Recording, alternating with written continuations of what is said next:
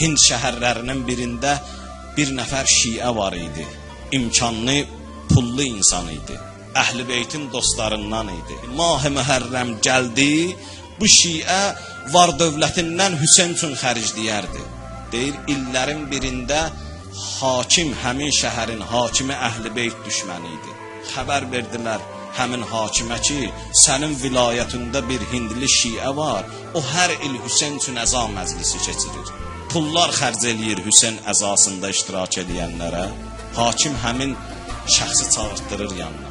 Nə qədər var dövləti var idisə alır əlindən. Kişi gəlir evə, günlər keçir, Mah-ı Mühərrəm gəlir. Mah-ı Mühərrəm gələndə həyat yoldaşı çox salihə bir xanım idi. Deyir, kişi, nəyə görə belə narahatsan? Deyir, nəyə görə narahat olmayım? Hər il Hüseynə mən məclis keçirirdim. Amma bu dəfə mənim var dövlətimi aldılar əlimdən. Hüseynə məclis keçirtməyə indi əlimdə bir şeyim yoxdur. Xanım deyir ki, narahat olma, bizim aman zaman bir oğlumuz var. Oğlumuzu apar bazara qul kimi sat. Apar bazara qul kimi sat oğlumuzu. Onun pulun gətirərsən, Hüseynə məclis qurarsan. Deyir, kişi sevinir. Durur gəlir oğlunun yanına, deyir, oğlum, mən istəyirəm səni bazarda qul kimi satam. Razısan, razı deyilsən. Deyir, atacan, niyə məni satırsan qul kimi? Deyir, Hüseynə məclis verməyə əldə pulum yoxdur. İstəyirəm sənin pulundan Hüseynə məclis verəm. Oğul deyir, atacan, sat, canım Hüseynə qurban. Ata gətirir oğlunu bazara, qoyur satdığa. Görür bir nəfər nurani, ali, cənab bir insan gəldi. Soruşur atasından ki, bu cavanla neynəmək fikrin var? Deyir, heç bunu gətirmişəm bazarda satam. Deyir, satmaq istəyirsən? Deyir, bəli. Deyir, mən də alıram. Nə qədər pulun deyir, verir, alır o oğlanı o kişidən. Deyir, pulu alır, durur, gəlir evə. Daxil olur evə, sevinə-sevinə xanımına deyir ki, xanım, xoş bizim halımıza. Bu puldan indi ağamız Hüseynə məclis verərik. Əhvalatı kişi həyat yoldaşına danışır ki, belə satdım, belə gəldi o adam. Deyir, bir də görür, qapı açıldı, oğlan girdi içəri.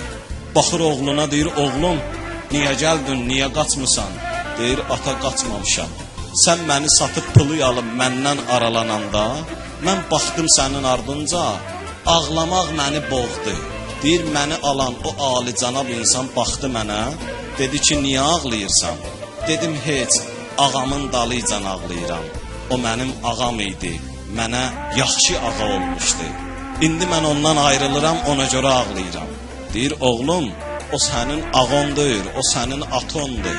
Sən onun oğlusan, sən onun qulamı deyilsən. Deyir, baxdı mənə, dedi, ağa sən kimsən? Dedi, mən həmin o kəsəm ki, atom mənə görə səni satdı.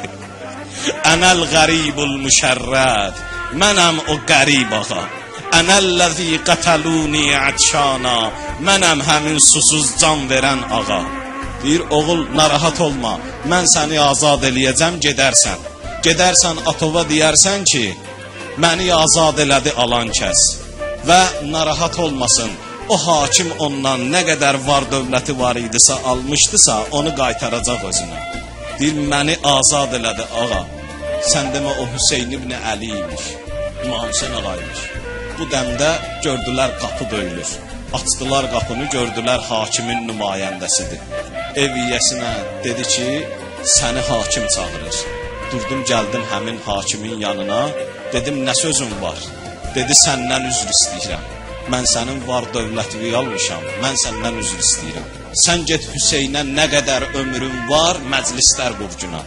Mən də sənə hər il Hüseyn məclisi üçün 10.000 dirhəm pul ayıracam, göndərəcəm sənə. Hakim, bəs niyə belə fikrindən dönmüsən? Deyir, heç elə oturmuşdum evdə, gördüm bir ali, cənab bir insan gəldi. Dedi, sən mənim şiələrimi niyə incidirsən? Niyə onlara əziyyət verirsən? Niyə onları narahat eləyirsən? Var dövlətin əllərindən alırsan. Qorxmursan Allahdan, qorxmursan Allahın peyğəmbərindən. Mən deyir, o ağanın gəlişinə, o ağanın sözünə görə həm var dövlətimi qaytarıram, hər il özümdən pul ayırıram, bunlar bir yana. O ağanın ali cənablığı məni elə tutdu ki, mən özüm də, həyat yoldaşım da, balalarım da, nə qədər mənim ətrafımda insanlar var, hamısı dönüb olub Əhl-i Beyt aşiqi. Hamısı dönüb olub Hüseyn aşiqi. İmam Hüseyn ağa bax buna görə qiyamətdə şəfaət eləyəcək. Necə Hüseynin Qur'anın məclisinin müqəddəsliyi var, Hüseyn məclisinin də müqəddəsliyi var.